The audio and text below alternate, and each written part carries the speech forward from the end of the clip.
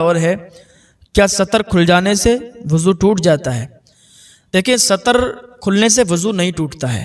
ایک سوال اور ہے کہ ٹوائلٹ میں قبلہ کی طرف منہ یا پیٹھ کرنا کیسا ہے؟ دیکھیں ٹوائلٹ جو ہے ہندوستان میں مسلمانوں کو چاہیے کہ اتر دکن کی بنائیں، پورب پچھم کی نہ بنائیں، کعبے کی طرف نہ پیٹھ کر کے بیٹھیں نہ چہرہ کر کے بیٹھیں۔ جن کے گھر میں پورب پچھم کی ٹوائلٹ بنی ہے تو وہ اپنی ٹوائلٹ کو سنبھلوا لیں، اتر دکن کروا لیں، 5-10 ہزار روپے میں کچھ نہیں ہوگا، بہت بڑے گناہ سے بچو گے۔ اگر ایسا نہیں کرو گے تو گناہگار ہوگے، لہٰذا اتر دکن کی بنوائیں، پورب پچھم کی نہ بنوائیں۔ کیا لوٹے یا گلاس کو 5 انگلیوں سے پکڑ سکتے ہیں؟ لوٹے اور گلاس کو 5 انگلیوں سے پکڑنے میں کیا حرج ہے؟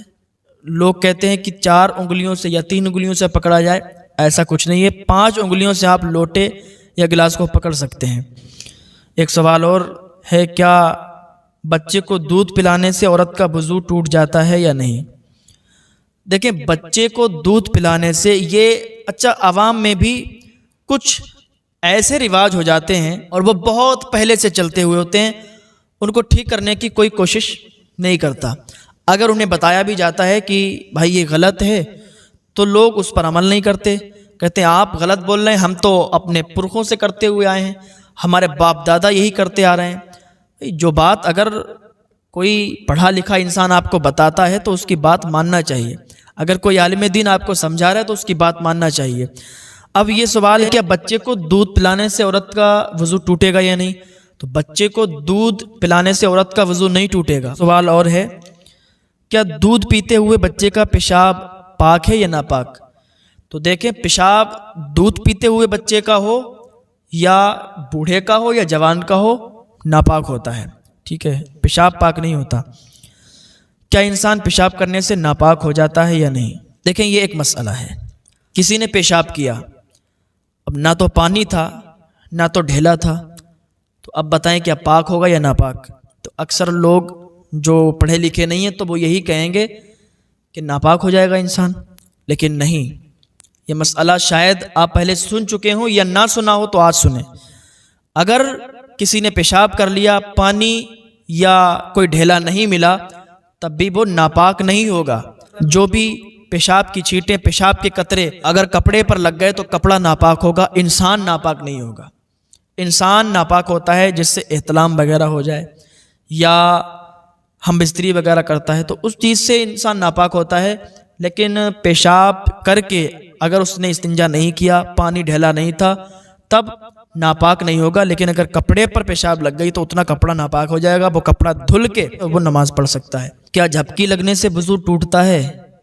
دیکھیں جھپکی لگنے سے وضو نہیں ٹوٹتا ہے۔ جیسے مسجد میں آپ نماز پڑھنے کے لیے گئے، بعض اوقات کیا دیکھا جاتا ہے جمعے کی نماز میں لوگ آتے ہیں نماز پڑھنے، تو جمعے میں بہت لوگوں کو نیند آتی ہے، تو جمعے میں بہت لوگوں کو جھپکی آ جاتی ہے، سونے لگتے ہیں، تو جھپکی سے وضو نہیں ٹوٹتا ہے۔ ہاں اگر آپ ٹیک لگا کر سو جائیں، ٹیک لگا کر اگر آپ سو گئے تو وضو آپ کا ٹوٹ جائے گا، یا لیٹ گئے آپ چت یا پٹ کسی طریقے سے تو وضو ٹوٹ جائے گا، لیکن بیٹھے بیٹھے اگر آپ کو جھپکی آئی تو وضو نہیں ٹوٹے گا۔ کیا بیوی سے ہم بستری کرنے سے سارے کپڑے ناپاک ہو جاتے ہیں یا نہیں؟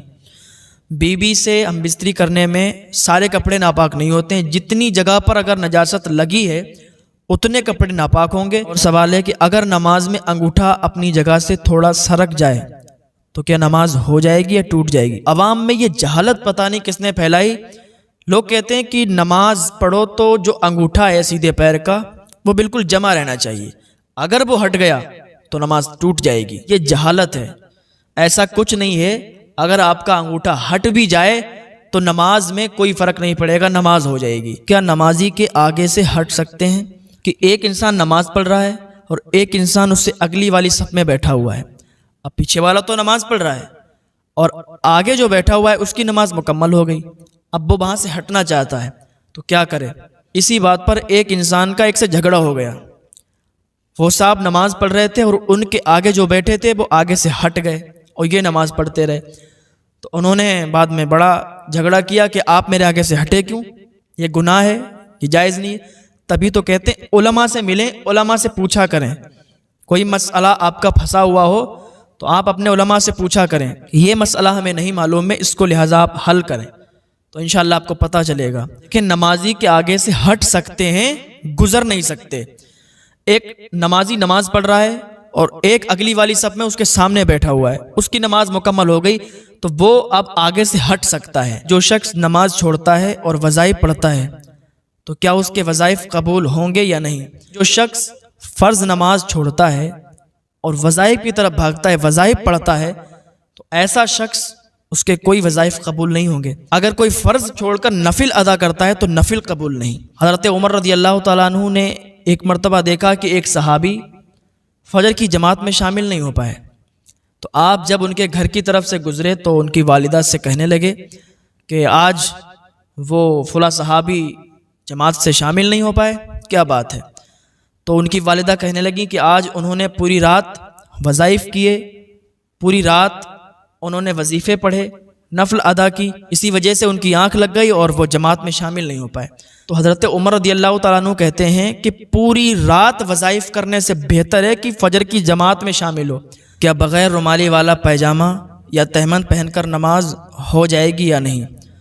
بغیر رومالی والا اگر پیجامہ ہے اس کو پہن کر نماز ہو جائے گی، یا تہمند پہن کر کوئی نماز پڑھتا ہے تو اس کو پہن کر بھی نماز ہو جائے گی۔